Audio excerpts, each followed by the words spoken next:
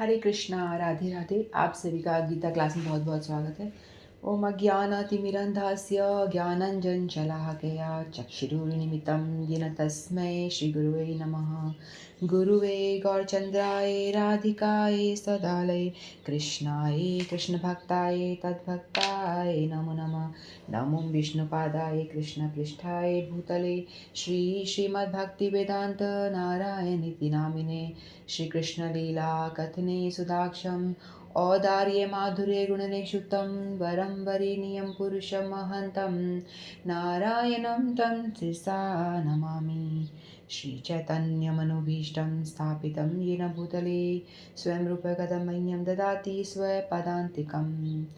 आजानुलम्बित भुजो कनकावदातो संकीर्तनैकपित्रो कमलायताक्षो विशम्भरो द्विजवरो युधरं पालो वन्दे जगत्प्रियकरो करुणावतारो।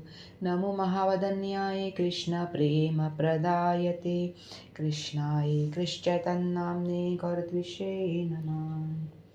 हे कृष्ण करुणा सिंधो दीनबन्धो जगत्पते गोपेश गोपिका कान्त राधाकान्त नमस्तुते। तत्काञ्चन गौरांगी राधे वृन्दावनेश्वरी वृषभानुसुते देवी प्रणमामि हरिप्रिये। वाञ्छाकल्तरुभ्यश्च कृपा सिन्धुभ्येव च पतितानां पावनेभ्यो वैष्णवेभ्यो नमो नमः। श्री कृष्ण चैतन्य प्रभु नित्यानंद श्री अद्वैत गदाधर शिवासादि गौर भक्त वृंद। हरे कृष्ण कृष्ण कृष्ण हरे हरे, हरे राम राम राम हरे हरे। हरे कृष्णा कृष्ण कृष्ण हरे हरे, हरे राम राम राम हरे हरे। मैं सर्वप्रथम अपने परम आराध्यतम गुरुपाद पद्म नित्य लीला प्रविश्व विष्णुपाद अष्टोत्तर सत्य श्री श्रीमद् भक्ति वेदांत नारायण गोसाई महाराज जी के श्री चरणों में अनंत कोटि दंडवत प्रणाम करती हूँ। तत्पश्चात समस्त रूपानुगुरु परंपरा के चरणों मेरा दंडवत प्रणाम। आप सभी को मेरा यथा योग्य दंडवत प्रणाम स्वीकार हो। हरे कृष्णा।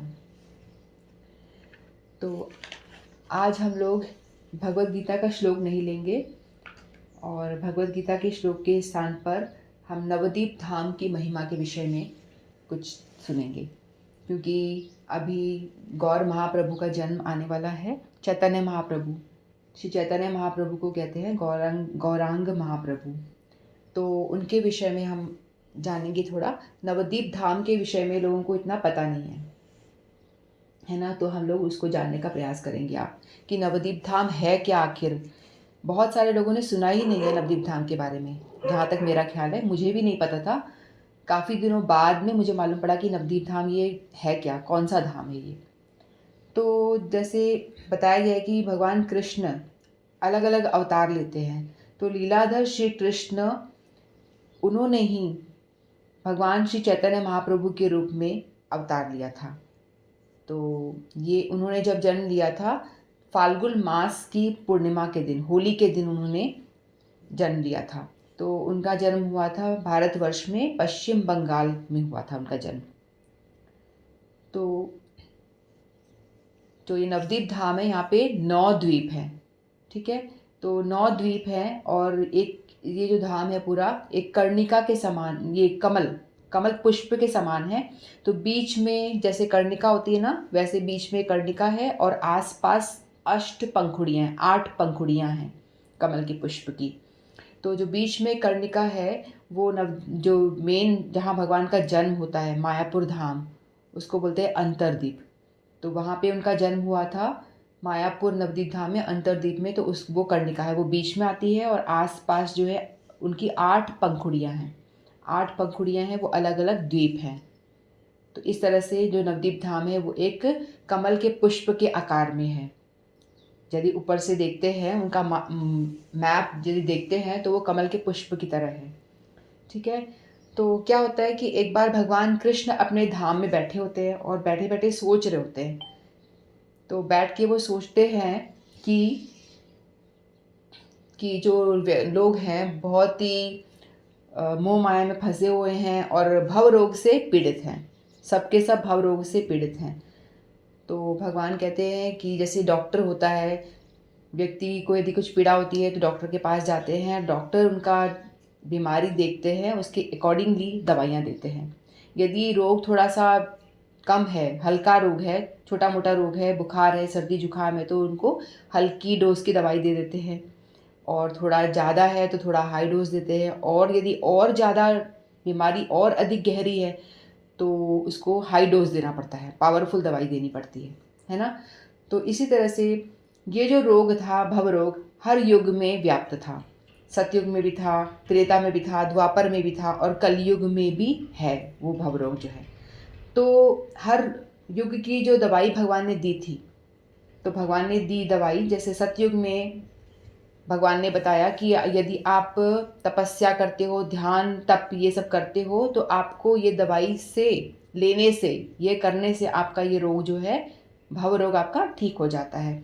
और त्रेता युग में भगवान ने बताया कि आप यदि यज्ञ करते हो, बड़े बड़े यज्ञ कुंड बनाते हो, उसमें यज्ञ करते हो, आहुति देते हो, तो आपका ये भव रोग ठीक हो जाता है। फिर द्वापर में बताया गया कि आपको विग्रह सेवा अर्चनम करना है, वंदनम, अर्चन, पूजा, विग्रह सेवा, भगवान की मूर्ति पूजा करने के लिए बोला गया था। अर्चन, विग्रह अर्चना करने के बाद आपका जो ये रोग है, ये भव रोग से आप मुक्ति पा सकते हो। लेकिन भगवान ने सोचा जो कलयुग है, यहाँ पे जो भव रोग है बहुत ही ज़्यादा स्ट्रॉन्ग है, बहुत ज़्यादा स्ट्रॉन्ग है। तो इसका जो नाम जप, हरि नाम संकीर्तन बताया गया कि कलयुग का जो धर्म है, युग धर्म है, वो है नाम संकीर्तन। तो नाम संकीर्तन से आपका ये रोग जो है वो ठीक हो जाएगा। लेकिन भगवान ने सोचा कि भाई यहाँ पे तो रोग कुछ ज़्यादा ही बड़ा रूप ले चुका है और लोग आसानी से इससे छुटकारा नहीं पा सकते भव रोग से, तो मुझे कुछ और भी करना पड़ेगा साथ साथ में। नाम संकीर्तन तो है ही, उसके साथ में और भी कुछ उपाय चाहिए मुझे, जिससे कि ये रोग, भगवान ये भव रोग से लोगों की मुक्ति पा सके। तो भगवान ने सोचा कि मैं क्या करूँगा, अपना 3 रूप में अपना प्रकाश करूँगा। कैसे? मैं अपने नाम के रूप में, धाम के रूप में और रूप के रूप में। नाम, रूप और धाम, इन 3 रूप में मैं अपने आप को प्रकाश करूँगा।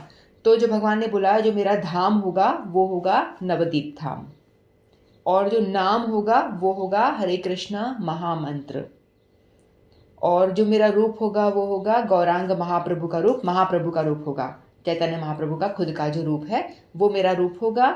और मेरा नाम जो मैं प्रचार करूँगा वो होगा महामंत्र, और जो धाम होगा वो होगा नवदीप धाम। और जो नवदीप धाम है, इसके बारे में लोग जो है ज़्यादा जानते नहीं हैं, किसी को पता नहीं होता। प्राय हम में से भी बहुत लोग होंगे जिनको पहली बार नाम सुन रहे होंगे, या थोड़ा बहुत सुना होगा, कुछ जानते नहीं इस विषय में, है ना। लेकिन भगवान कहते हैं कि मैं अपने धाम को मैंने ढका हुआ है, मेरी जो योग माया है ना, जो मेरी शक्ति है। और नवदीप धाम में इसके दर्शन होते हैं, प्रौढ़ माया के रूप में दर्शन होते हैं।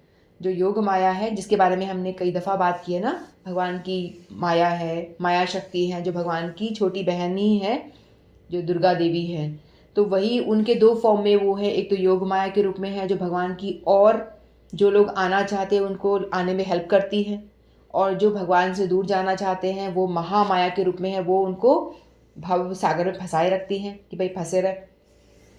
तो वही योग माया जो है वो प्रौढ़ माया के रूप में नवदीप धाम में है, उनका नाम है प्रौढ़ माया। तो वो भगवान को योग कराने में हेल्प करती है। तो प्रौढ़ माया जो है नवदीप धाम में, वो जो व्यक्ति भगवान को जानना चाहते हैं, भगवान में श्रद्धा रखते हैं, उनकी आंखों पे जो पट्टी माया की होती है उसको वो हटा देती हैं।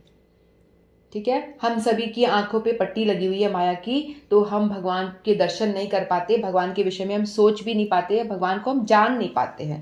तो जो लोग श्रद्धावान लोग हैं, जिनको भगवान के दर्शन करना चाहते हैं, तो उनकी पट्टी भगवान प्रौढ़ माया जी हैं वो हटा देती हैं, योग माया जो है वो हटा देती है। तब जाके कि जो श्रद्धावान लोग हैं वो नवदीप धाम में प्रवेश कर पाते हैं। कुछ ही लोग जा पाते हैं, हर कोई नहीं जा पाते इस धाम में। तो भगवान कहते हैं कि मैं नवदीप धाम कलयुग का धाम बनाऊंगा, और ताकि लोग यहाँ पर आएँ और यहाँ आकर के अपने पापों से मुक्त हो जाएं। तो भगवान कहते हैं कि नवदीप धाम जो है वो एक चिंतामणि धाम है। ठीक है, चिंतामणि यानी जहाँ जा कर के आप जो कामना करते हैं तो वो पूर्ण होती है, और भगवान बताते हैं कि हर एक युग का एक धाम होता है। ठीक है, तो ये जो नवदीप धाम है ये ब्रह्मांड में सर्वश्रेष्ठ धाम बताया गया है। कलयुग में सब तीर्थ धीरे धीरे दुर्बल हो जाएंगे। सभी का जो तीर्थ जितने भी हैं उनकी शक्ति है धीरे धीरे क्षीण होती जाएगी, और क्योंकि भगवान स्वयं उसकी शक्ति को छुपा लेंगे, भगवान ही छुपा देंगे। लेकिन एक धाम ऐसा है जो नवदीप धाम है, जो चिंतामणि धाम जिसको बताया गया है, इसकी जो शक्ति है, जिन जैसे जैसे कलयुग बढ़ता जाएगा, आगे बढ़ता जाएगा, इस धाम की शक्ति दिन पर दिन बढ़ती जाएगी।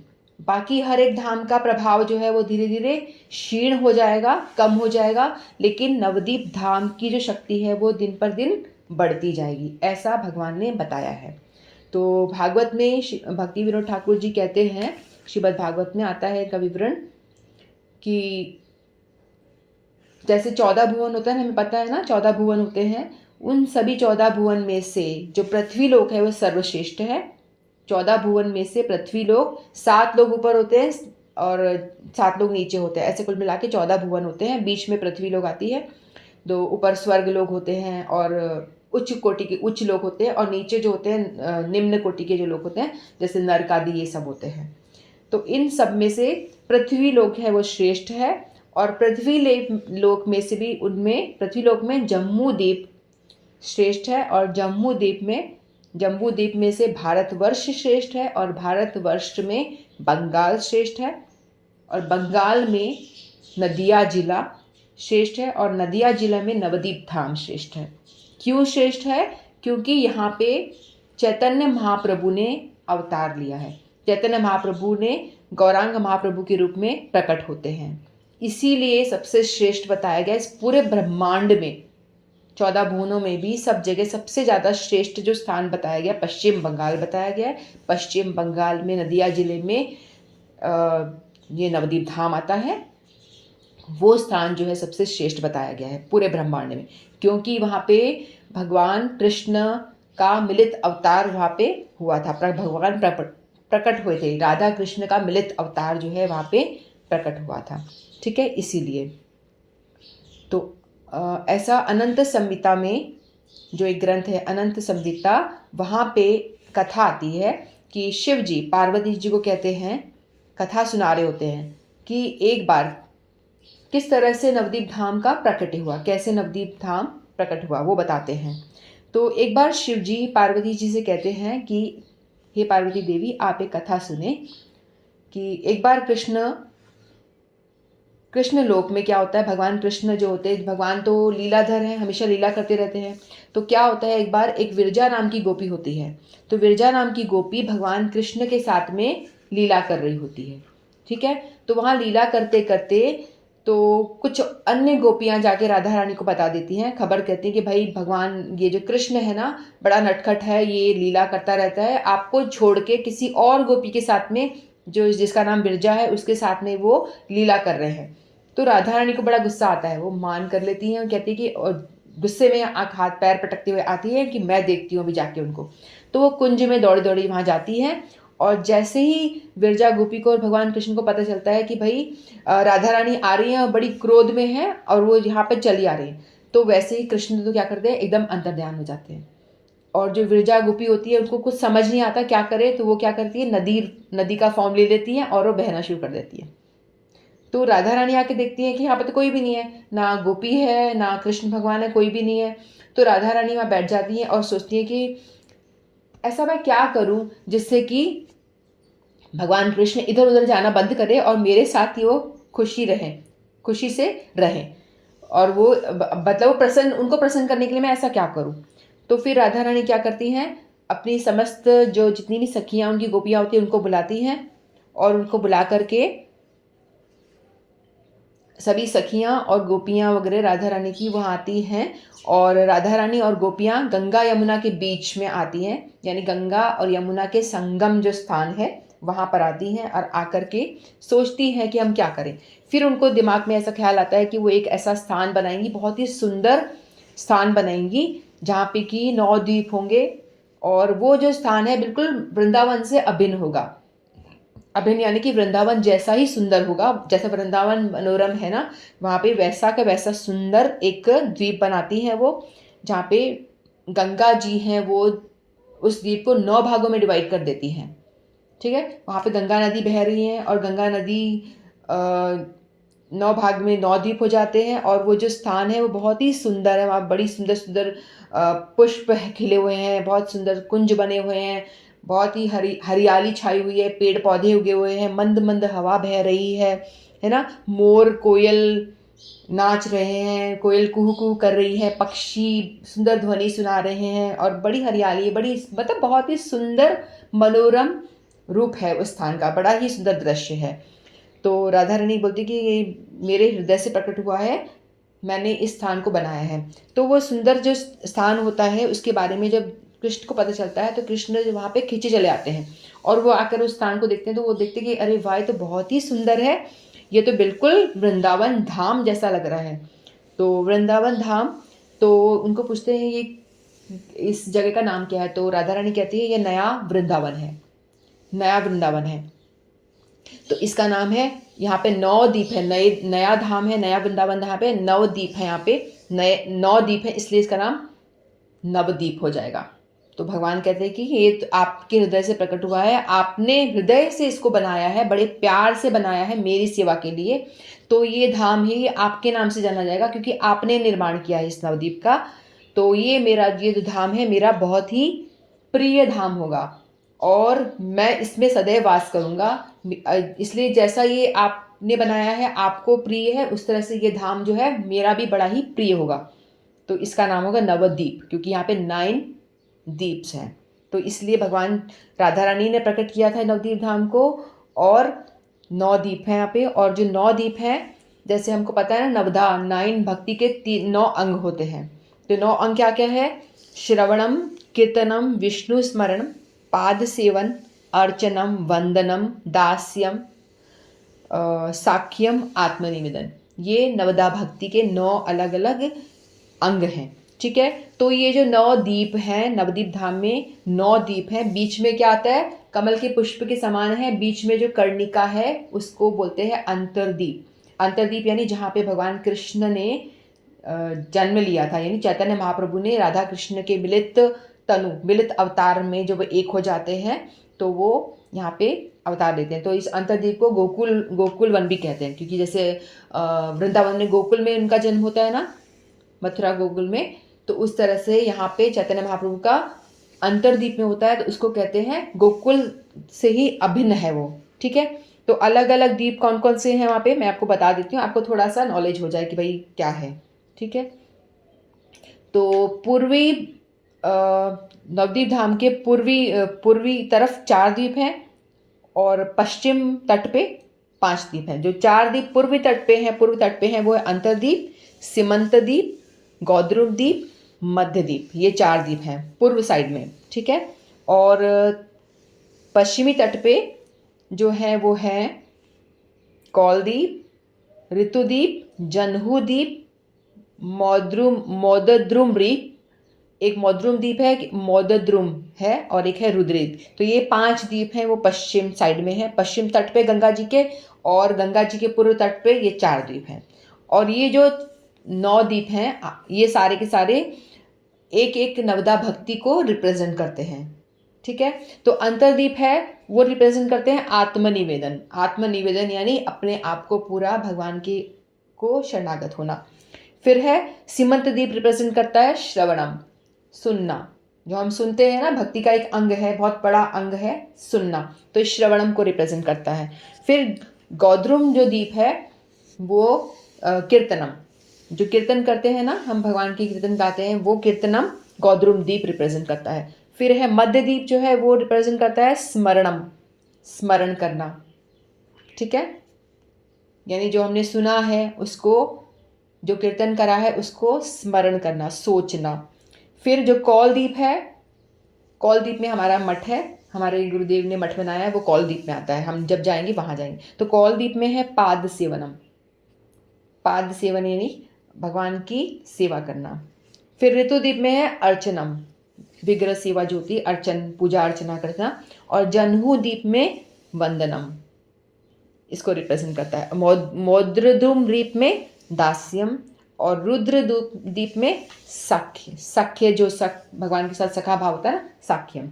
तो ये जो 9 द्वीप हैं, ये सारे 9 द्वीप अलग अलग नवदा भक्ति को रिप्रेजेंट करते हैं। ठीक है, तो इस तरह से यदि हम ये नवद्वीप धाम जो है वृंदावन से ही अभिन्न है, जैसे वृंदावन है ना, उसी तरह से नवद्वीप धाम में भी पूरे जो धाम है सभी वहीं पे वास करते हैं।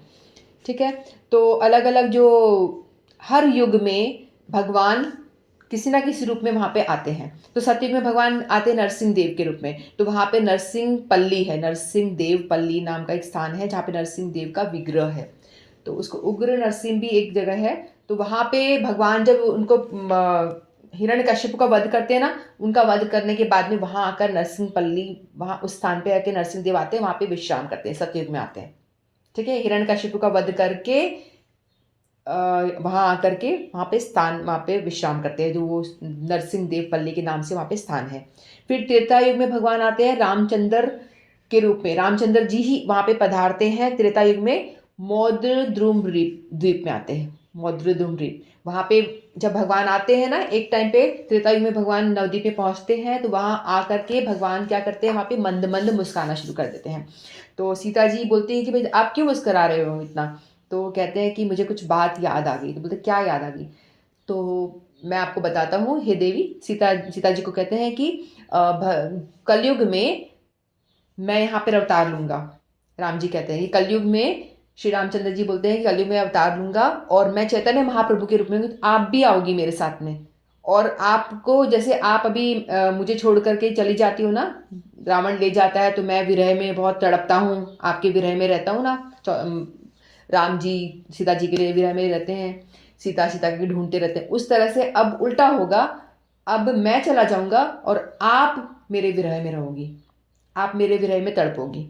तो सीता जी बोलती है ऐसा क्यों करोगे तुम, तो वो ये बताते हैं कि ऐसा इसलिए किया था। तो सीता जी को बताते हैं कि तुम भी जन्म लोगी, तुम चैतन्य महाप्रभु की जो पत्नी है ना, विष्णु प्रिया के रूप में आ पाओगी, और मैं चैतन्य महाप्रभु के रूप में अवतार लूँगा। तो ये बातें राम जी ने बहुत पहले त्रेता युग में ही बता दी थी। ठीक है, फिर द्वापर युग में भी भगवान आते हैं। द्वापर युग में भगवान समुद्रगढ़ में आते हैं, श्री कृष्ण स्वयं वहाँ पधारते हैं। तो इस तरह से हर युग में भगवान वहाँ पे पधारते हैं, कभी नरसिंह रूप में सतयुग में, त्रेता युग में रामचंद्र जी के रूप में आते हैं, रामचंद्र जी स्वयं आते हैं, और द्वापर में कृष्ण भगवान समुद्रगढ़ में आते हैं, वहाँ एक स्थान है वहाँ पे आते हैं। ठीक है, तो इस तरह से हर युग में भगवान वहाँ पे पधारते हैं। तो यहाँ पे जो परिक्रमा होती है ना, ये 9 द्वीप हैं, तो 9 दिन की परिक्रमा होती है। तो हर, जैसे कि भगवान कृष्ण ने वृंदावन धाम में लीलाएं की थी, तो वैसे ही लीलाएं वहाँ लीला स्थली में वृंदावन धाम की परिक्रमा होती है। उसी तरह से चैतन्य महाप्रभु ने भी अलग अलग स्थानों में जाके लीलाएं की थी। तो वहाँ पे हर एक स्थान में जाकर के, जहाँ पे भगवान ने और भगवान के पार्षदों ने जन्म लिया था, और जहाँ जहाँ लीलाएं की थी उनके पार्षदों ने, वहाँ वहाँ जाकर के उनकी लीला स्थलियों में जाकर के हम चैतन्य महाप्रभु की लीला सुनते हैं, उनके भक्तों की लीलाएं कथाएं सुनते हैं और वहाँ दर्शन करते हैं, इस तरह से। तो उसको कहते हैं गौर मंडल। जैसे वृंदावन होता है ना, वृंदावन की ब्रजमंडल, उस तरह से यहाँ इसको कहते हैं गौर मंडल। मतलब दोनों अभिन्न है ना, दोनों एक ही हैं। वहाँ पूरा वृंदावन धाम नवद्वीप धाम में भी है। ठीक है, वही मैं बता रही हूँ। ये कमल के पुष्प जैसा मैंने बताया आपको। तो इनका जन्म कहाँ पे होता है चैतन्य महाप्रभु का, इनके ये एक द्विज कुल में होता है। द्विज यानी ब्राह्मण, द्विज कुल में उनका जन्म होता है। द्विज मानी होता है ब्राह्मण, सर्वश्रेष्ठ ब्राह्मण के कुल में उनका जन्म होता है महाप्रभु का। और उनका नाम होता है, उनके पिताजी का नाम होता है जगन्नाथ मिश्र, और माता जी का नाम होता है सच्ची माता।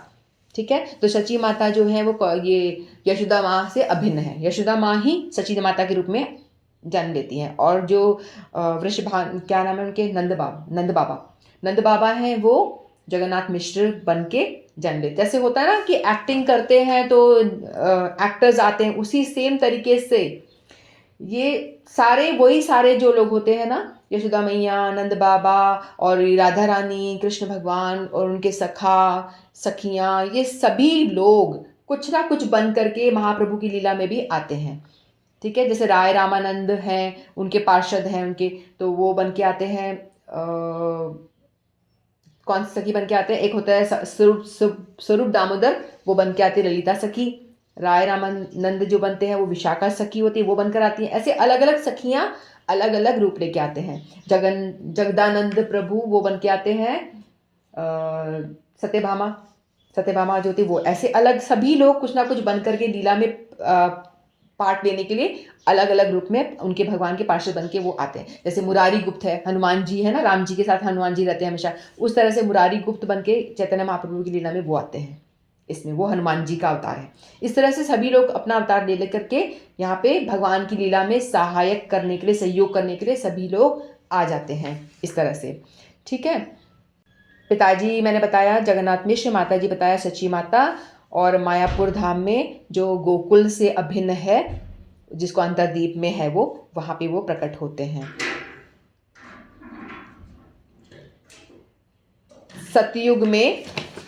सतयुग का जो वो है पुष्कर है, और त्रेता युग का प्रयाग है, और द्वापर का कुरुक्षेत्र, और कलयुग का जो धाम है वो मायापुर धाम है। अलग अलग युग के जो धाम बताए गए, सतयुग में बताया गया पुष्कर, और त्रेता का जो धाम बताया गया है प्रयाग, और द्वापर का है कुरुक्षेत्र, और कलयुग का जो धाम बताया गया है, मुख्य धाम, प्रमुख धाम जो बताया गया है वो है मायापुर नवद्वीप धाम।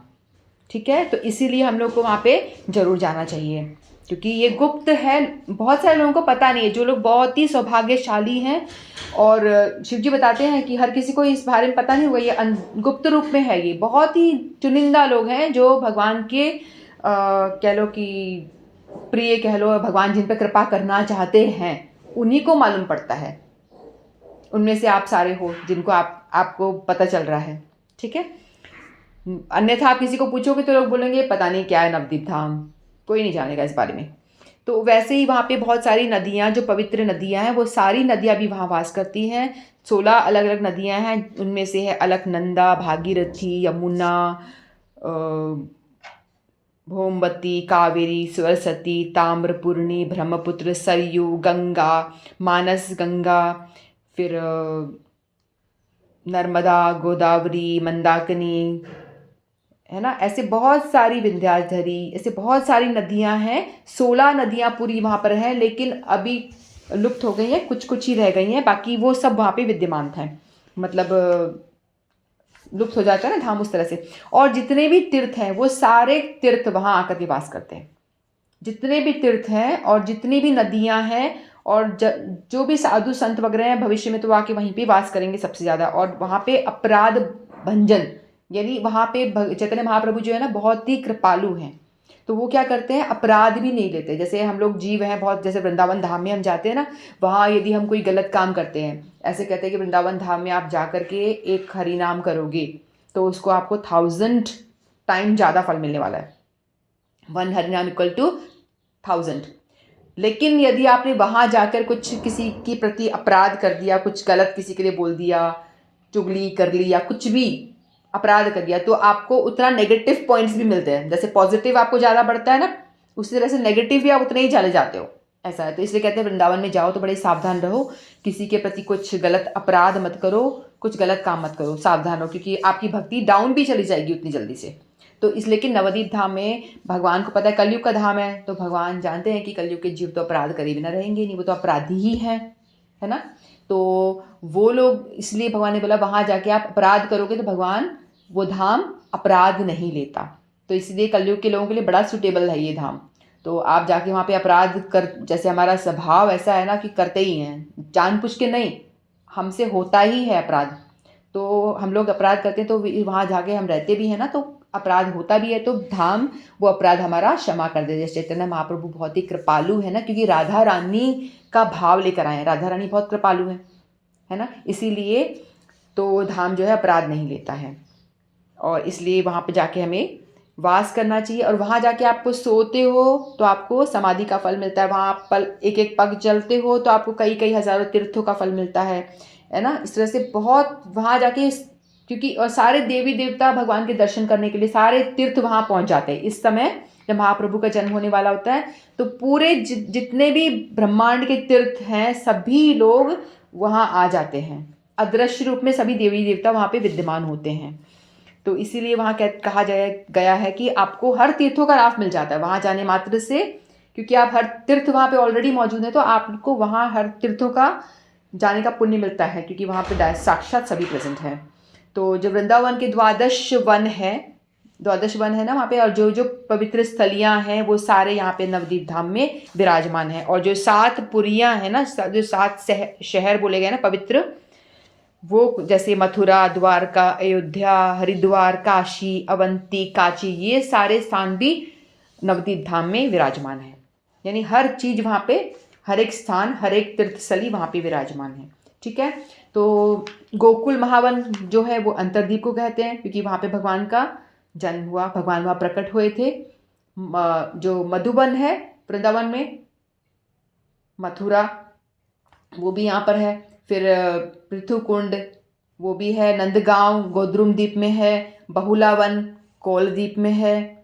फिर गोवर्धन जो यहाँ नवद्वीप में पुलिया पहाड़ है वहाँ पे है, फिर उसको माना गया है। फिर भद्रवन जन्हू द्वीप में है। जन्हू द्वीप में एक ऋषि की कथा है, जानू ऋषि है ना, उनकी कथा आती है इसमें। फिर भांडीर वन में गोद्रुम द्वीप है।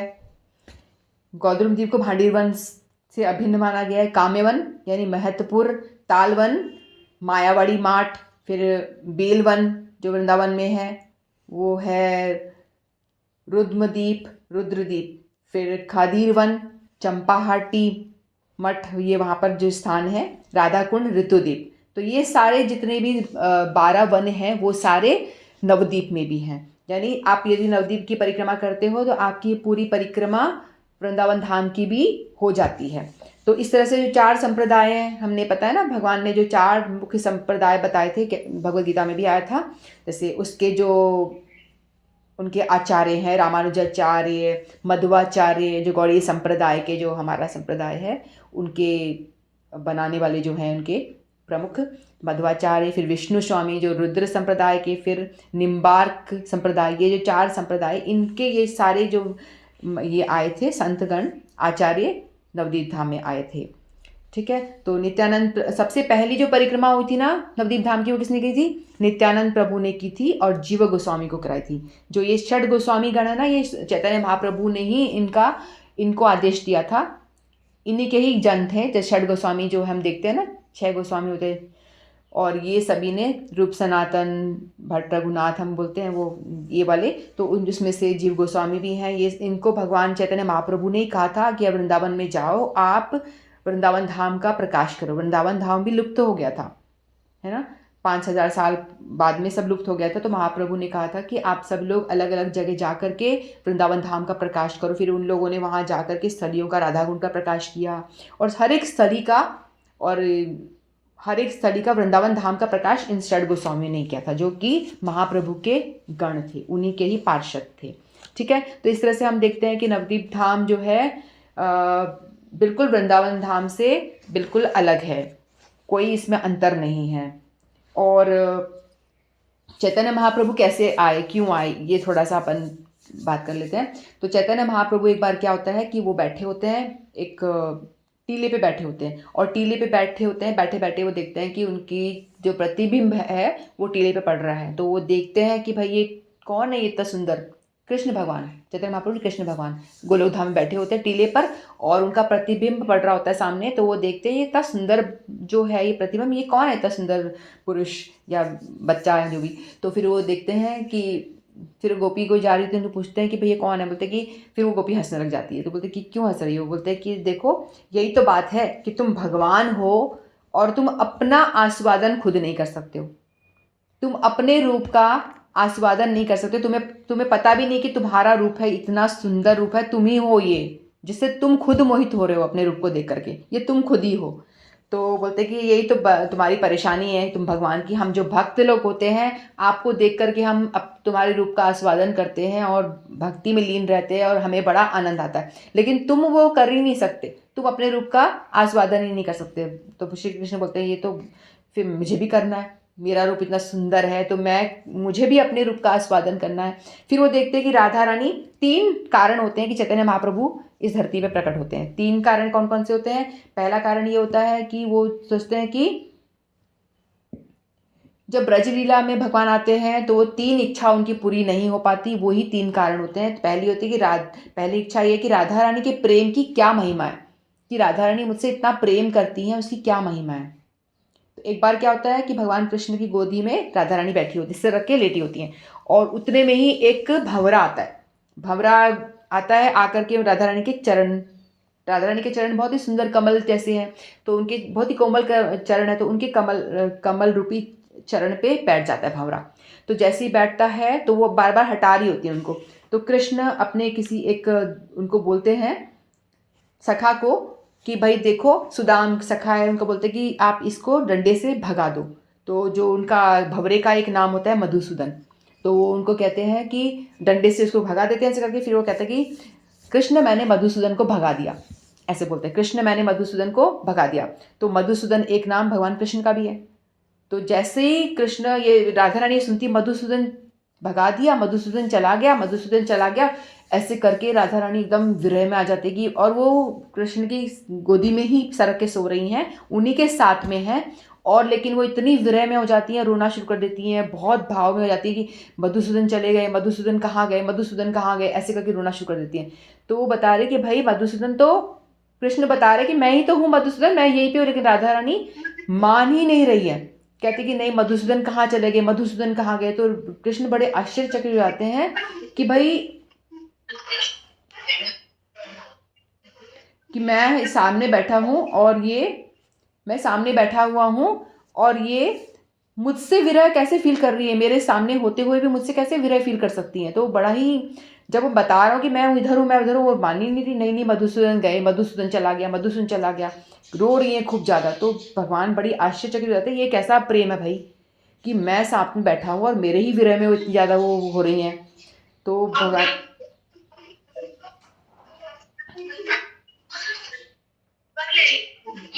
तो उनको समझ में नहीं आ रहा था कि ये किस तरह से, ये कैसा प्रेम है। फिर दूसरा जो कारण था वो था कि राधा रानी के प्रेम की क्या महिमा है, वो ये जानना चाह रहे थे। फिर सेकंड कारण था कि मेरे रूप की माधुरी कैसी है, कि राधा रानी मेरे रूप को देख के इतना ज़्यादा मोहित हो जाती हैं, गोपियाँ सभी लोग मेरे रूप को देख के इतना ज़्यादा मोहित कैसे हो जाते हैं। तो ये मैं जानना चाहता हूँ कि मेरे रूप की क्या माधुरी है प्रेम की। पहले तो उनकी राधा रानी की प्रेम की महिमा क्या है, दूसरा मेरी रूप माधुरी कैसी है, फिर तीसरा कारण था कि राधा रानी को मुझे प्राप्त करके कौन सा सुख मिलता है। तो ये 3 कारण उनको पता नहीं चल पाए थे भगवान बन के। तो अपने आप को सोच रहे थे कि मैं भक्त बनूं और जानूं कि ये 3 बातें, कि राधा रानी की को मुझे देख के क्या सुख मिलता है, और मेरी भक्ति करके उन्हें कौन सा सुख मिलता है, और मेरा रूप इतना सुंदर कैसे है। तो वो चीज़ मैं जानना चाहता हूँ। तो इसलिए उन्होंने क्या करा, वो भक्त फॉर्म में आए और उन्होंने बोला कि राधा रानी मेरे को तो पता नहीं भक्त कैसा होता है, तो आप मुझे अपना भाव दे दो, क्योंकि राधा रानी सबसे बड़ी भक्त हैं। भगवान की सबसे बड़ी भक्त कौन है, राधा रानी है। तो राधा रानी को बोला कि राधा रानी आप अपना मुझे भाव दे दो। तो राधा रानी ने कहा कि ठीक है, तो मैं अपना भाव देती हूँ। तो राधा रानी ने अपना भाव दिया, तो वो चैतन्य महाप्रभु के अंदर, शरीर तो कृष्ण का और भाव राधा रानी का, आत्मा राधा रानी की। फिर राधा रानी ने बोला कि भाई मेरा भाव तो मैंने तो झेल लिया, लेकिन तुम नहीं झेल पाओगे, विरह का जो भाव होगा तुम झेल नहीं पाओगे। तो तुम क्या करोगे, जब तुम्हें मेरा विरह होगा, कृष्ण का विरह होगा राधा रानी को, यानी कृष्ण उनको, चैतन्य महाप्रभु को, तो तुम पछाड़ खाते अपना सर दीवार से पटकोगे, कृष्ण कृष्ण करके ढूंढोगे मुझे, कहाँ है कृष्ण, कहाँ है कृष्ण, ऐसे करके मुझे ढूंढोगे और अपने आप को पीड़ा पहुंचा दोगे। तो उन्होंने क्या करा, तुम्हें प्रोटेक्ट करने के लिए अपना वर्ण भी दे दिया, अपना गोरा रंग भी दे दिया, कि मैं आपको प्रोटेक्ट करने के लिए तो अपना, मैं शरीर का अपना वर्ण गोरा रंग भी देती हूँ। तो इसलिए राधा रानी ने अपना वर्ण भी दिया, अपना भाव भी दिया। तो चैतन्य महाप्रभु ने राधा रानी का भाव लिया, तभी वो भक्त फॉर्म में इस धरती पे अवतार लेते हैं। तो राधा कृष्ण मिलकर के एक हो जाते हैं, तो वो हो जाते हैं चैतन्य महाप्रभु। ठीक है, तो इस तरह से वो इस दुनिया में धरती पे प्रकट होते हैं, जीवों पे कल्याण करने के लिए, जीवों पे कल्याण करने के लिए प्रकट होते हैं। उन्होंने क्या करा कि किसी का भी संहार नहीं किया। हर एक अवतार में राम जी आए तो उन्होंने रावण को मारा, कृष्ण आए कंस को मारा और बहुत सारे असुरों को मारा। लेकिन इस अवतार में महाप्रभु ने कहा कि मैं किसी को मारूंगा नहीं, लेकिन सबको तारूंगा। तारूंगा कैसे, महामंत्र दूंगा और लोगों का जो हृदय के अंदर बैठा हुआ जो राक्षस है उसको मारूंगा। यानी लोगों को नहीं मारूंगा, लोगों के अंदर जो पाप करने की प्रवृत्ति है उसको मारूंगा, उसका मैं नाश करूंगा। वो कैसे करूंगा? अपना प्रेम देके। प्रेम कैसे देते हैं? प्रेम देंगे हरि नाम दे करके। जब उन्होंने कहा हरि नाम का मंत्र का उच्चारण किया और हाथ ऊपर बोला, सबको बोला, सभी लोग हाथ ऊपर करो, बोलो हरे कृष्ण कृष्ण कृष्ण हरे हरे, हरे राम राम राम हरे हरे। सभी लोगों को बोला कि आप इसका उच्चारण करो। जब चैतन्य महाप्रभु बिल्कुल छोटे से थे ना, तभी से जब वो रोते थे, रोना शुरू कर देते थे ना, तो कुछ भी दे दो, कुछ भी खिलौना दो, तो चुप ही नहीं होते थे, चुप ही नहीं होते थे। फिर किसी ने उनको बोला हरे कृष्णा, ऐसे कोई भगवान का नाम सुनाया, हरि बोल ऐसे करा, तो वो चुप हो जाते थे। तो लोगों को समझ में आ गया, उनकी माँ को, सची मैया को, और जो आसपास उनके खिलाती थी ना, तो उन गोपियों को तो समझ में आ गया कि भाई जब ये रोता है तो इसको कुछ खिलौना नहीं देना, कुछ और नहीं देना, क्या करना है, हरी बोल ऐसे बोलना है। तो उससे क्या होगा, ये प्रसन्न हो जाता है, फिर वो खिलखिला के हंसना शुरू कर देता है। यानी बचपन जैसे ही वो पैदा हुए, चैतन्य महाप्रभु प्रकट हुए, पैदा तो नहीं कहते, प्रकट जैसे ही हुए, वैसे ही उन्होंने सबके मुंह से नाम सुलवा दिए, नाम निकलवा दिया। नाम कैसे निकलवाया? एक बार वो होता है सूर्य ग्रहण के टाइम पे, वो उनका अवतार होता है। तो सूर्य ग्रहण के टाइम पे सब लोग बड़ा भयभीत हो रहे होते हैं, बहुत मौसम ऐसा हो जाता है, हवाएं चलने लग जाती हैं, बड़ा ही खराब सा मौसम हो जाता है, अंधेरा सा हो जाता है, तो बड़े लोग भयभीत हो जाते हैं एकदम से। तो उसी टाइम पे भगवान ने अवतार लिया था। तो जैसे ही भगवान ने अवतार लिया, लोग डर के मारे ही हरि बोल, डरते तो हम भगवान का नाम ही लेते हैं ना, तो शुरू कर दिया हरि बोल। तो जैसे ही वो अवतार उन्होंने लिया, लोगों ने नाम संकीर्तन शुरू कर दिया। तो ऐसे तो चैतन्य महाप्रभु की कथा, उनकी कथा सुनाने लगो तो फिर और लंबा हो जाएगा, तो हम सिर्फ थोड़ा सा ही बताते हैं कि इस तरह के महाप्रभु ने नवदीप धाम में अवतार लिया था, प्रकट हुए थे हम जैसे जीवों पे उद्धार करने के लिए, अपना प्रेम का प्रचार, मुफ्त में प्रेम बांटने के लिए। ऐसे कहते हैं ना कि आपको कुछ दे रहे हैं हम, तो उसके लिए आप पात्र लेकर के आओ, है ना। आपको दूध डालना है तो उसमें आप कोई बर्तन लेकर आओ, फिर में दूध डाल सकते हैं ना उसके अंदर। लेकिन वो कहते हैं कि मैं पात्रता, आपकी योग्यता भी मैं ही दूंगा, आप उस लायक हो तो भी मैं आपको योग्यता भी दे दूंगा, पात्रता भी दे दूंगा, और उसमें दूध भी मैं ही भर दूंगा, यानी आप प्रेम भी मैं ही भर दूंगा। तो भगवान, हम कैसे भी हैं, हमारी कोई योग्यता नहीं, कुछ भी नहीं, लेकिन हम महाप्रभु के आश्रित हो जाते हैं यदि हम चैतन्य महाप्रभु का भजते हैं, उनका नाम लेते हैं, उनका गौर हरि, है ना, क्योंकि गोरे रंग के थे इसलिए उनको गौर हरि कहते हैं। तो उनका नाम लेते हैं तो बहुत ही सहज रूप से हमें राधा कृष्ण की लीला में प्रवेश मिलता है, राधा कृष्ण के प्रति हमारी प्रेमा भक्ति मिलती है। यदि हम गौर हरि की पूजा करते हैं, निताय गौर की पूजा करेंगे, तो हमें क्या होगा, राधा कृष्ण की भक्ति मिलती है, उनका प्रेम मिलता है। इसलिए पहले हमें निताय गौर की पूजा करनी चाहिए। तो वो क्या करते हैं, हमको बड़ी आसानी से राधा कृष्ण के चरणों में और मोड़ देते हैं, उस तरफ मोड़ देते हैं। इसलिए हमको उनकी पूजा आराधना करनी चाहिए। उनका नाम निमाई था क्योंकि उनका जो जन्म हुआ था नीम के पेड़ के नीचे हुआ था। जो नीम का पेड़ था वहाँ पे मायापुर में है, योगपीठ नाम से वो जगह है, वहाँ पे नीम का पेड़ है जिसके नीचे उनका जन्म होता है। और उनकी कई सारी बहनें होती हैं जो मर जाती हैं, मतलब लीला में आती हैं, होती हैं, मर जाती है। तो 8 बहनें होती हैं। तो उनकी माँ को बड़ा डर लगता है, सची माता को बहुत डर लगता है कि भैया ये भी ऐसा ना हो जाए इनका कुछ भी। तो कैसे कहते हैं कि भैया कुछ कड़वा सा नाम रख देते हैं, क्योंकि यमराज लेने आएगा तो बोलेगा नहीं नहीं कड़वा है करके छोड़ देगा, ऐसा है ना। तो उनका नाम नीम जैसे कड़वा होता है, तो नीम के पेड़ के नीचे जन्म होता है, तो उनको बोलते हैं हम इसको निमाई बोलना शुरू कर देंगे। तो निमाई बोलना शुरू कर दे कि भाई कड़वा है नीम जैसा, यमराज छोड़ दे, इसको छोड़ दें। तो इस तरह से उनका नाम निमाई पड़ जाता है। तो नीम के पेड़ के नीचे उनका प्राकट्य होता है, तो निमाई कह के बुलाते हैं। बहुत सारे उनके नाम होते हैं, विशंभर भी होता है क्योंकि विश्व के पूरे वो हैं, है ना, तो चलाने वाले।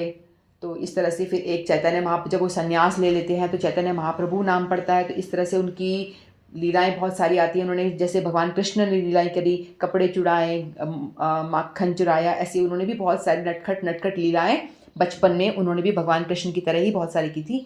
लेकिन बाद में वो गया गए थे, उनकी जब पिताजी चले जाते हैं गोलोक, तो वहाँ से फिर वो उनकी अस्थियाँ लेके वहाँ जाते हैं गया धाम में। फिर वहाँ जा कर के फिर उनको विश्वरपुरी, उनके जो गुरु होते हैं, उनसे उनकी भेंट होती है।